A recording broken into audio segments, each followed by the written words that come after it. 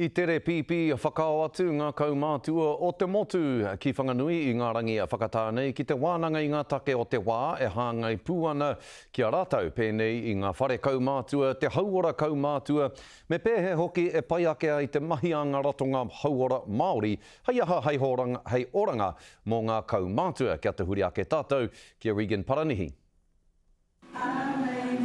Ko te toi ora o ngā kaumātua kei te kara mata o tēnei opetinga. E kaupapa mana motu hake tēnei. E tai ai te reo o te hunga kaumātua,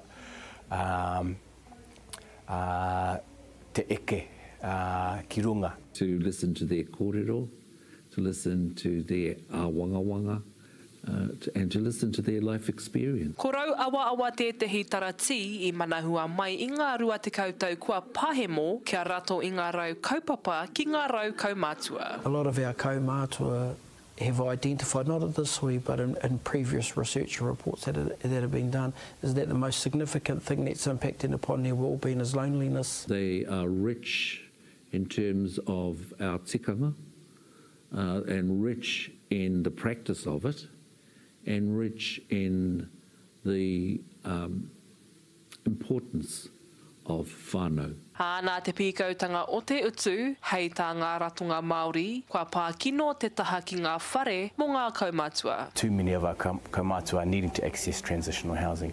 They're effectively, without adequate housing, they're effectively homeless. Heoi nā te whakapono a ngā ratonga Māori ki ngā mātā pono Māori, he kia nei e rātau, he ahuatanga tērā ka whai hāneaneatanga te hunga pakeke I raro I o rātau tawharautanga. There's obviously an alignment of cultural values that allows Māori providers to have conversations that others sometimes can't, and to achieve more of a holistic solution.